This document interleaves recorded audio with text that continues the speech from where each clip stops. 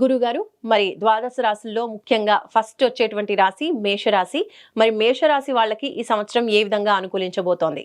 మేషరాశి గాని మనం చూసుకుంటే, ఈ మేషరాశి పేరులోనే ఉందండి. ఈళ్ళకి చాలా పౌరుషంగాను, అన్న పని సాధించుకునే విధంగా, దేనికి తలగ్గని విధంగా, ఎలాంటి ఆటంకాలొచ్చినా గానీ ఎదురు చూడకుండా ముందుకు పోయే తత్వం గల ఈ రాశి వాళ్ళకి మన శ్రీ విశ్వవసునామ సంవత్సరం గనక ప్లానెట్ స్థితిని బట్టి మనం గమనించుకుంటే, వీళ్ళకి ఒక ముఖ్యమైన విషయాన్ని గమనించుకోవాలి. వీళ్ళకి ఏలినాటి శని స్టార్ట్ అవుతుంది. శని యొక్క ప్రభావం వీళ్ళ మీద ఎక్కువగా ఉండబోతుంది కాబట్టి, ఈ విషయంలో చాలా జాగ్రత్తగా ఉండాలి. వీళ్ళు మనకి ఫస్ట్ ఆదాయం వ్యయం గనుక చూసుకుంటే, వీళ్ళకి ఆదాయం 2, వ్యయం 14, రాజ్యపూజ్యము 5, అవమానం 7. ఈ ప్రకారంగా మనం చూసుకుంటే వీళ్ళకి ఖర్చులు విపరీతంగా ఉండే అవకాశం ఎక్కువగా ఉంది. అంతేకాకుండా అవమానాలు కూడా వీళ్ళ చుట్టూ జరిగే అవకాశం ఎక్కువగా ఉంది. ఇందులో ఒక ముఖ్యంగా వీళ్ళు గమనించుకోవాలి, ఏలినాటి శని యొక్క ప్రభావం వీళ్ళకి స్టార్ట్ అవుతూ ఉంది.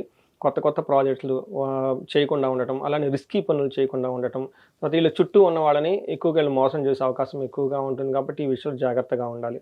మనకి శని ధనం ప్రభావంగా ఇబ్బంది పడే అవకాశం ఎక్కువ ఉంది. గురు వాళ్ళకున్న లాస్ ఆఫ్ పొజిషన్ ఉన్న ఒక స్థితిని కోల్పోయే అవకాశం ఎక్కువగా ఉంటుంది.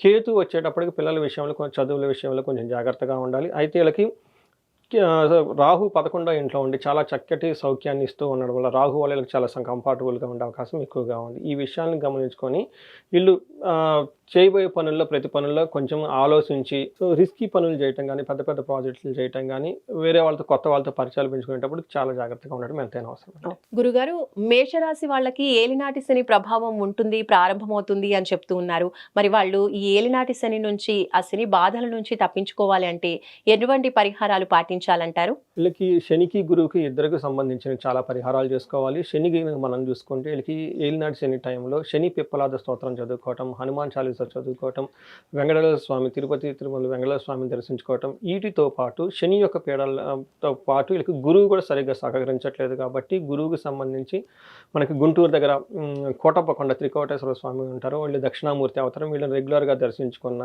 వాళ్ళు అక్కడ విజిట్ చేసినా కానీ అక్కడ గురువారం రోజున బృహస్పతికి సంబంధించిన ఒక హోమం చేస్తారు. దాంట్లో పార్టిసిపేట్ చేసినా కానీ వీళ్ళకి చాలా చక్కగా ఉంటుంది. ఇంతే కాకుండా వీళ్ళకి ఏమైనా కనుక స్పెషలైజ్ ప్రాబ్లమ్స్ కనుక ఉంటే ఆ ప్రాబ్లమ్కి సంబంధించి అభిషేకాలు, పాశుపత అభిషేకాలు, పాశుపత హోమాలు చేసుకున్న చాలా బాగుంటుంది. వీళ్ళకి ధనానికి సంబంధించి కుబేర పాశుపత హోమం చేయించుకుంటే ధనం విషయంలో చాలా బాగుంటుంది. ఎవరికైనా కనుక హెల్త్ కనుక సరిగా కనుక ఇబ్బందిగా ఉంటే వీళ్ళు ఆయుష సూక్తంతో పాటు వాళ్ళకి పాశుపత అభిషేకం కనుక చేయించుకుంటే చాలా బాగుంటుందండి.